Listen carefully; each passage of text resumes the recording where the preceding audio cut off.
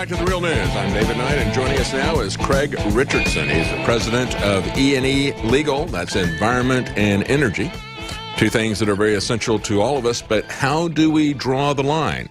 We're shutting down our energy sources in the name of protecting the environment, but are we really protecting the environment, or are we just shutting down our economy? You know, energy is one of the things that not only affects our standard of living, but it also affects our life expectancy. It's not just the quality of life, but actual life expectancy. It's been underappreciated by people in the West because they've had it so good for so long, so cheaply.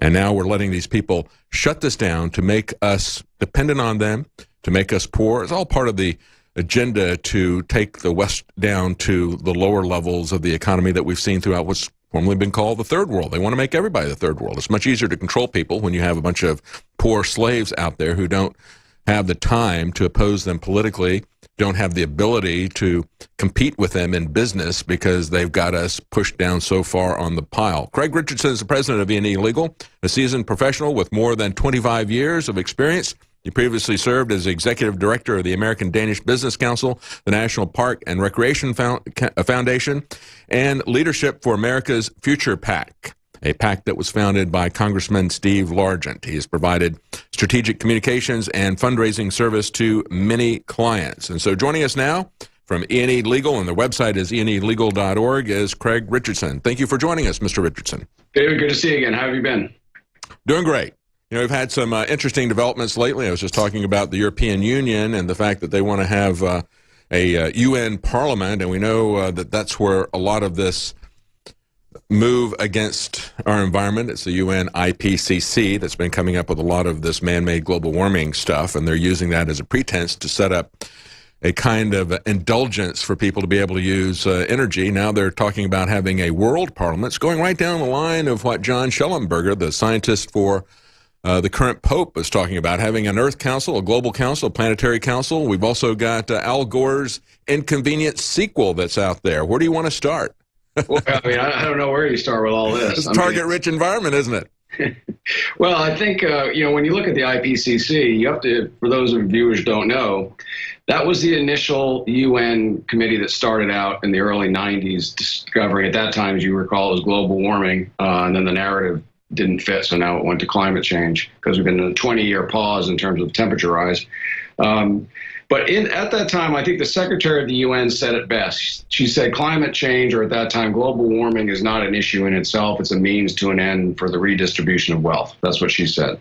Yes. And that has never gone far from my mind when I look at anything that we're dealing with in this realm, whether it's Al Gore or the Pope's secretary, unfortunately, or the UN. Or that's what this is. And I think she was candid in 1991, whatever it was. And that's what everybody needs to remember, that's what this game is. It has nothing to do with energy efficiency and trying to take down temperatures or whatever. It is a communist plan, essentially, to centralize one of the most important assets of our lives, and that's energy. That's what this is. You know, when you mentioned that, let me interrupt here for a second, Craig. When you mentioned that, I just saw recently, not as far back as 20, 25 years ago, someone said exactly that same thing. She said, if we didn't have global warming, we'd have to create it. And she was a Marxist as well. And, of course, you don't have it. And, of course, you did create it so that you could have your global governance, as that lady admitted back 25, 26 years ago.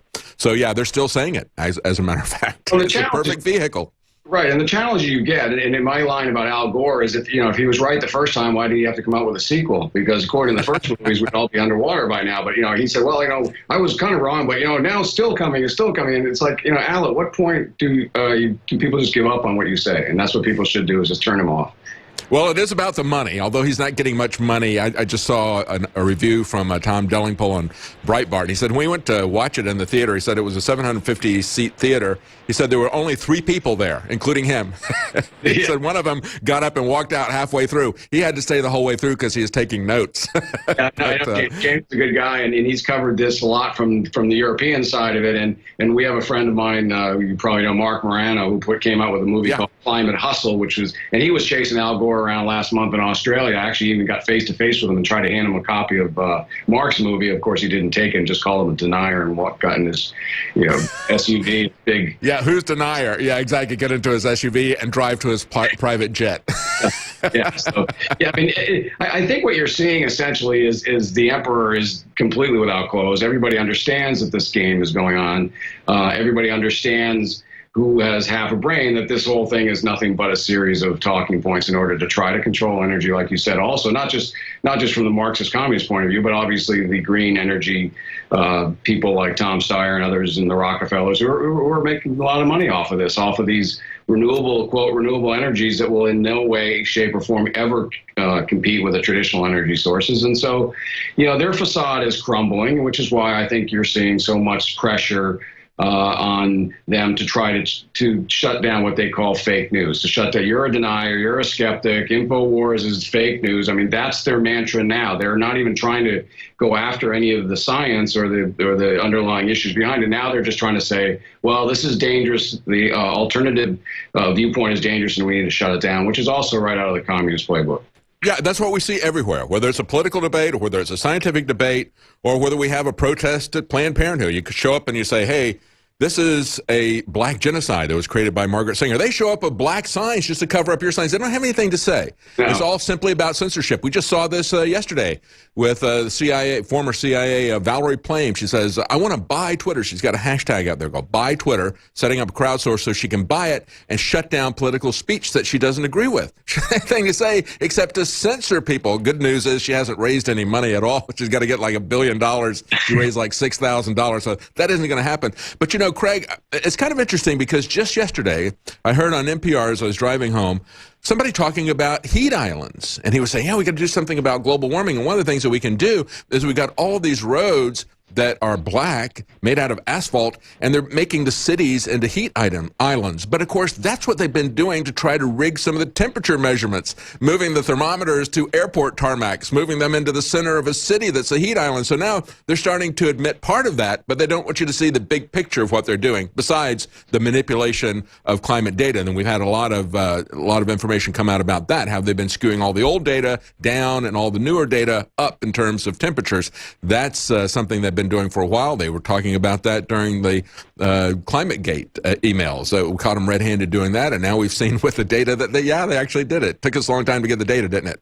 Yeah, and what they did do, and I've seen screenshots of this, is NOAA and other ones who track temperatures have actually changed the data on their website. So, I mean, people have the old website and they've screenshotted, and then they've updated the temperatures because it didn't fit the model. If you ever read John Steinbeck's books, Grapes of Wrath, he talks about the Dust Bowl and going across the middle Wisconsin, I guess, and other areas.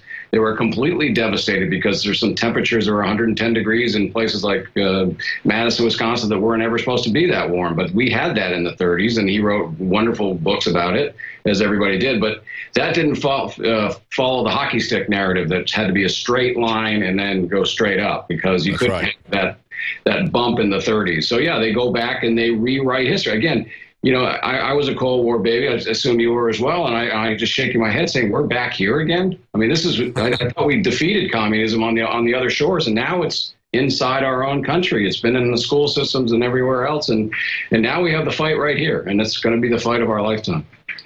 Yeah, you're talking about the fossil fuels that they don't want us to have. And I think one of the bright points in the Trump administration has been the leadership in the EPA under Scott Pruitt, because most of the people that Trump brought in, I'm not saying that Pruitt is perfect, but most of the people that he brought in were adamantly opposed to the issues that Trump won on, to the issues that people who are Trump voters voted for. The exception, I think, about the only one I can think of is the guy who's at the EPA. He's actually done some things to move stuff back. So when we come back, somebody who's there, involved in the politics, involved in energy, I want to get your comments on what you think of what's going on in the EPA. Is it a positive sign? Certainly, there's going to be more to do because it's been a long time setting this stuff up. So we're going to be right back with Craig Richardson, enelegal.org. We'll be right back. Welcome back to The Real News. I'm David Knight on this August 25th, 2017. We're talking to Craig Richardson of E&E Legal. You can find them at enelegal.org. And the E's are energy and environment. Those are key things for our quality of life. Both of those are about our quality of life, not just the environment, but also our energy. How do we do that wisely? So we're going to get back to Craig in just one moment. Mr. Richardson, we were talking before we went to the break. I said I wanted to get your comments on the EPA because one of the things that's been distressing about watching the Trump administration from the very beginning was he was picking people who were not with him. He's picking people who, as I said, is there anybody left in the Trump administration, in the Trump White House, that even voted for him? I mean, most of these people are never Trumpers, a lot of Democrats. And yet there is one guy, Scott Pruitt, who had opposed overreach by the EPA quite a bit as a state attorney general. He is head of the EPA. He's done some good things at the EPA as somebody who's there in Washington looking at what's happening. What's your take on Scott Pruitt at the EPA? Well, like I said, God bless Scott, because he is, and I'm heading towards your way, San Antonio next week, so it brings up the Alamo. I mean, he is defending the Alamo right now. He's one of the few guys left within that original agenda that has been pushing that. He was largely credited, along with Steve Bannon, for keeping the president to his promise to get us out of the Paris Accord. And by the way, we're not out. All he did was announce his intention. We have another year plus to go on that battle. But if Scott was not there, then that whole agenda probably would not be at least having a fighting chance of going in the direction that we needed to go to. And let's understand, Donald Trump was against the Paris Climate Accord on his own, but he had all these New York Democrats, his daughter and brother-in-law, Gary Cohn, then he had Rex Tillerson, all pushing him in the other way, telling him, you don't need to get rid of it. It's not a real thing, because Obama didn't really get that ratified by the Senate. Obama, though, said, and I'm going to sign it, I'm going to self-ratify it because I can't get the Senate to do the constitutional ratification. So they were still using that, and it was Scott Pruitt and others who convinced Donald Trump that, yes, this still remains a problem. Let's talk about the other thing that's there, too, and that's the endangerment clause that's there that has not been removed, that Scott Pruitt and others have said that is also something that is going to be used by courts to shut down our energy supply. Talk about that a little bit. Yeah, the endangerment finding was because the Supreme Court Massachusetts case. Essentially, it's the underlying science that's used by the Obama administration and those pushing this agenda. It gives them the legal basis they need to say that, yes, there is endangerment when it comes to PM 2.5 and other pollutants. And therefore, under the Clean Air Act, we have the authority, statutory authority, to make these draconian changes. If you do not get and address the underlying legal issues and foundations, then this thing is going to just sit there, and they're going to wait out the clock on Trump, and then they're just going to come back in and base it, say, hey, well, the endangerment finding is still there, and so here we go. Well, let's bring the Clean Power Plan. So you have to get to the underlying issue, and the underlying issue is based on faulty science to begin with, but now at this point, the endangerment finding was decided on science that came out in the 1990s, and it was all speculative, and all those models that Al Gore did his original movie on, none of which have come anywhere near the truth. So what Scott is trying to do, Administrator Pruitt and others, is say, let's open up that scientific debate. Let's have that scientific debate. Let's look at the data, and let's see whether or not this is actually an endangerment. And that's the battle that needs to happen, because, again, if you don't have that, this thing's just a zombie waiting for the darkness of night to get out of his grave. And you threw out a term there real quickly, fine particulate matter 2.5. And let's understand, let's unpack that for the audience, because there were some things that were happening in North Carolina before I came to work here at InfoWars 5 years ago that were absolutely astounding. Under the former EPA, they would talk about fine particulate matter 2.5, what is it, nanometers or something. Anyway, that's the size of the small particles. And they showed a picture of the Smoky Mountains. And they said, this is what and it's like, no. The Indians, before there were even any Europeans here, were calling it the Smoky Mountains. And so we just adopted. They've always been smoky. It isn't done by man, and it isn't done by our energy use. But at the same time, they had Lisa Jackson, the prior person who was with the EPA. She was saying that she was on Congress, and she had Markey, who was a congressman at that time from Massachusetts. He's now a senator. And they had worked out this little dog and pony show to say that there was that this particulate matter, which they say comes from coal generation and from diesel fuel, they said it was killing more people than cancer. Absolutely absurd. And the hypocrisy of that was that at the same time they were doing that, right there close to where I lived in North Carolina, they had the University of North Carolina working with the EPA there in Research Triangle Park. and they were hooking people up to diesel tailpipes, the same thing that they said was going to kill people, giving them diesel fumes at over 70 times what they said was lethal, and doing that as part of an experiment, and filtering for people who had respiratory and heart issues so they could try to up the regulations. That's the kind of deception that we saw from the previous EPA, and that's why it's so important to get rid of this endangerment clause.